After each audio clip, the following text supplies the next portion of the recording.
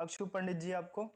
तो चलिए इसके लिए आपको ऑप्शन दे हैं सुशीला करकी, विद्या देवी भंडारी या फिर ओनसारी घरती मागर, इनमें से कोई नहीं। भैया मगर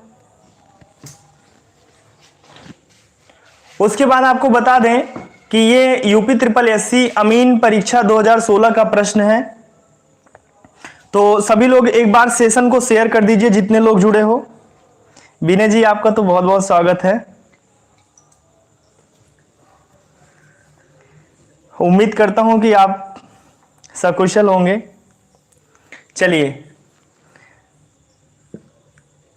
इसके लिए सभी लोग कमेंट करिए और थोड़ा सा मैं इसको एक्सप्लेन करता हूं आप लोगों के लिए, तब तक आप सभी लोग कमेंट करते रहिएगा।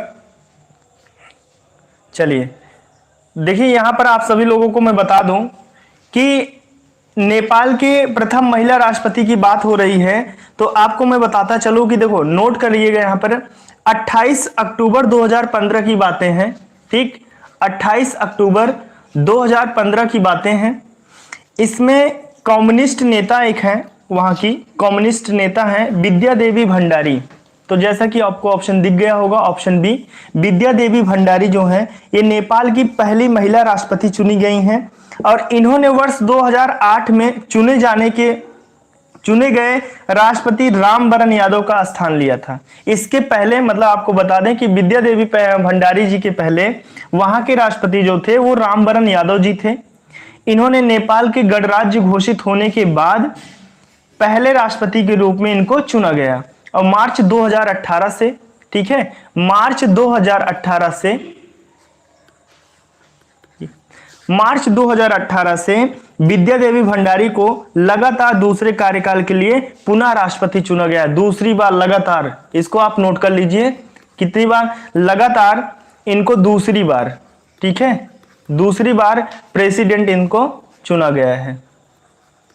तो इन सभी फैक्ट को आप लोग नोट करिए और उम्मीद करता हूं कि आप सभी लोग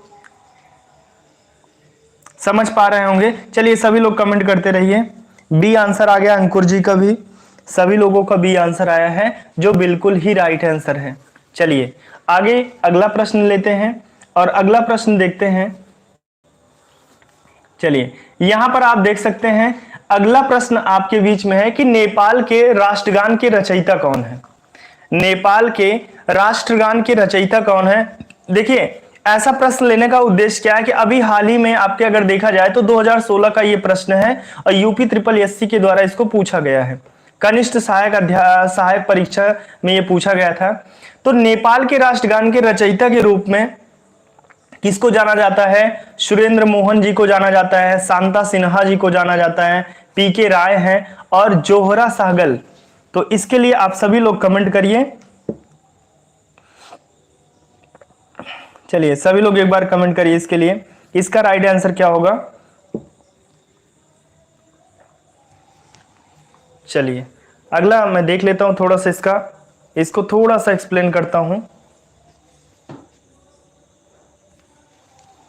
देखिए आपको बता दूं कि नेपाल के राष्ट्रगान के रचयिता के रूप में यहां आपको देखो नाम दिया गया है, ऑप्शन सी पीके राय। इनका पूरा नाम है प्रदीप कुमार राय, ठीक है, तो इसको आप नोट कर लीजिए। इनका पूरा नाम है प्रदीप कुमार राय, ठीक है, कुमार राय, प्रदीप कुमार राय।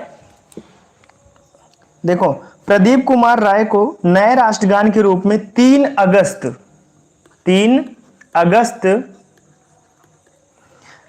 2007 को आधिकारिक तौर पर यहां का नए राष्ट्रगान के रचयिता के रूप में घोषित किया गया, ठीक है। तो ये सारे फैक्ट आप नोट करिएगा और इसका राइट आंसर क्या होगा, ऑप्शन सी हो जाएगा, पीके राय, ठीक है, पीके राय। तो चलिए सभी लोग एक बार कमेंट कर दीजिए, देखते हैं आंसर। डी आंसर कर रहे हैं अंकुर जी, अक्षु पंडित जी सी आंसर बिल्कुल करेक्ट है, ठीक। चलिए बढ़ते हैं अगले प्रश्न पर और अगला प्रश्न है आपके बीच में।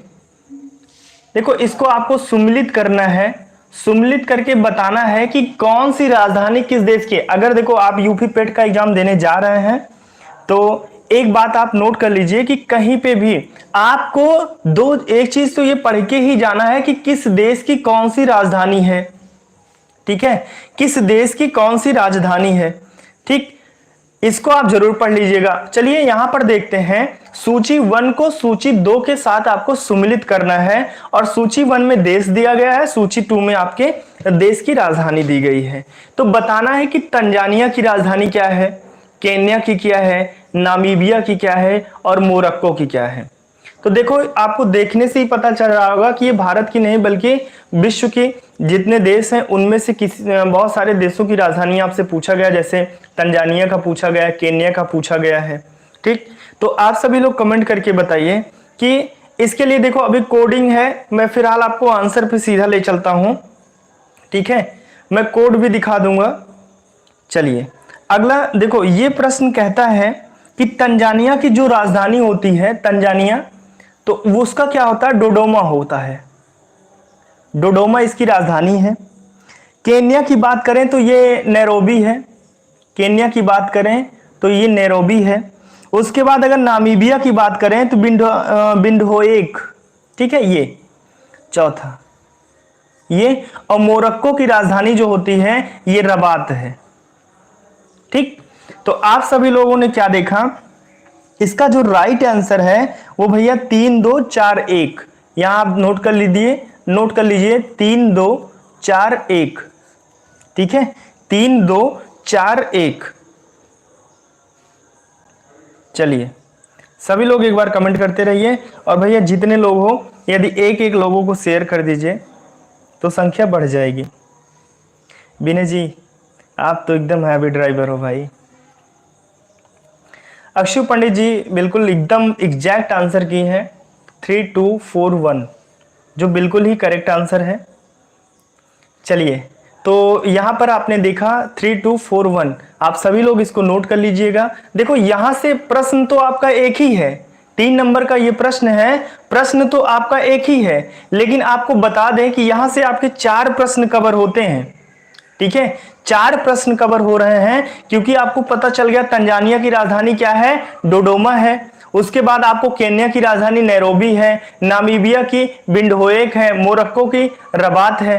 ठीक, तो ऐसे में हमारा एक प्रश्न के माध्यम से 4 प्रश्न कंप्लीट हो रहे हैं। ठीक है, तो चलिए अगले प्रश्न पर हम चलते हैं और उसके पहले मैं आपको यहाँ का 3241 दिखा देता हूं आपको।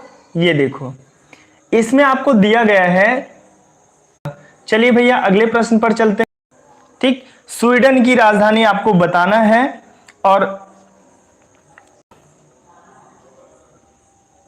चलो ऑप्शन आपके पास देख लो। ऑप्शन है यहां पर स्टॉकहोल्म में उत्तर में, ठीक है, यूरोपीय महाद्वीप के उत्तर में स्कैंडिनेविया प्रायद्वीप में स्थित है।